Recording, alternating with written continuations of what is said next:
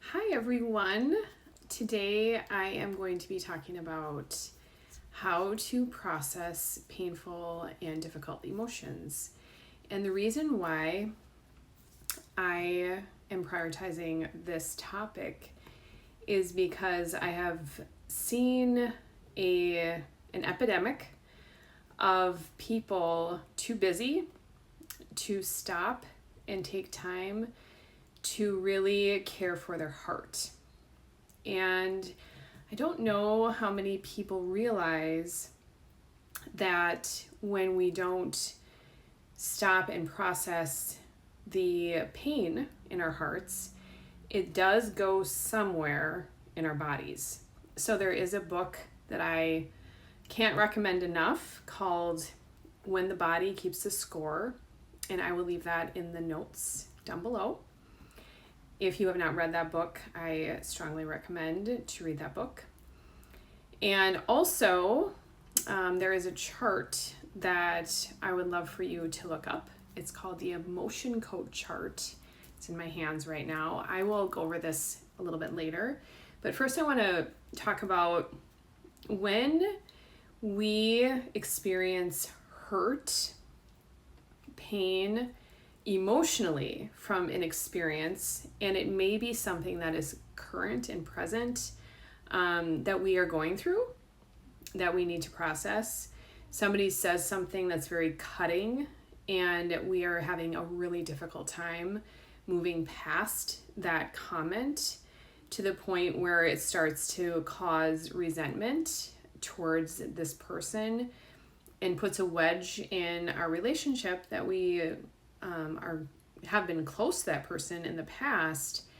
And it's really important that we don't let these things build up over time, because it can harden our hearts. And when our hearts are hardened, we tend to actually experience it in the body in some way or another through different ailments, pain, fibromyalgia, migraines. There's so many different ways this pain can come out physically, and this is scientifically proven. This is not something that is woo-woo. You can do some research on your own about this. And so my point in this talk is to prioritize yourself, to prioritize your heart, and I'm going to help you with some tips on how you can take care of your heart and process through those difficult emotions.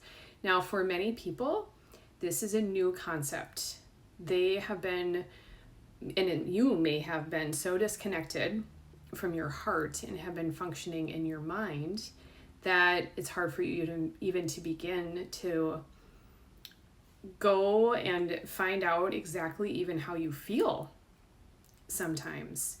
And so that's okay. You can start from ground zero, not a problem. And what I would recommend is 10 to 15 minutes to start with. And you do need to carve out this time. It is important enough to wake up earlier in the morning, or I don't know if I would recommend evening, because you might fall asleep, and it's important you don't fall asleep while you're doing this, because you need to be awake to connect with your heart. So this is what I recommend. You can sit down doing this, and you can play some very soft music if you would like. No words, because it's important to have more silence as you are paying attention to how you feel. And if you don't feel anything at first in that 10 to 15 minutes, that's okay. You're going to keep practicing this every day. And if you do feel something, pay attention to what that feeling is. If you can name it, even better. And then also, a lot of times our feelings will show up in our body. So for me, when I lost my brother in April, and for me, the grief I experienced was I felt it in my head sometimes, like pressure.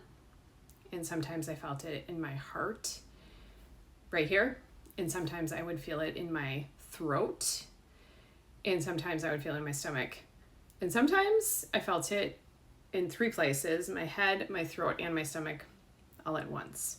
If you do feel an emotion in your body somewhere, you can just feel that. That's it. You don't have to think about it. You don't have to, just pay attention.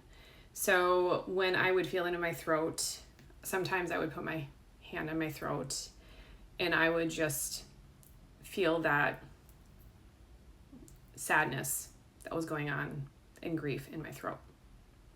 And then I would just let myself feel that. And it's amazing how just doing that is so healing to the body and to the soul and to the heart. Because what you're doing is you're prioritizing and caring for your heart.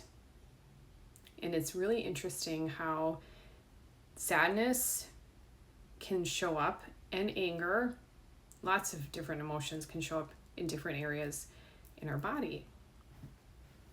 So that is my first recommendation is to start a practice like that.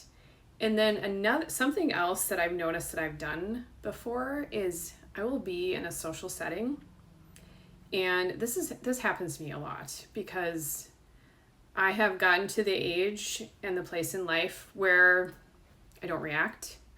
And so I can feel something and then just keep going, and I'll put it on a shelf. And it's really important for me to revisit that later on. Otherwise, it will just sit there. And I'll have times where later on that evening, I'll be like, oh, there's something that I was supposed to do. And it was to go back and then remember that emotion and process through why I felt that. And to try to understand the circumstances, and if I was triggered and it didn't have to do with the people, or did something happen that I need to address. So that's also important. The challenge, I just want to go back to the challenge, is we are too busy. People are too busy. And if you do not do this, it is really difficult to be awake. And to stay awake, we have to be on top of processing through difficult emotions. And if you need support, it's important for you to find a therapist that you connect with. Otherwise, you can reach out to me, jessicacharis.com, and you can schedule a coaching session with me. Happy to support you in different methods. For the second part of this video, I'd like to invite you to go to part 2 of how to process difficult emotions.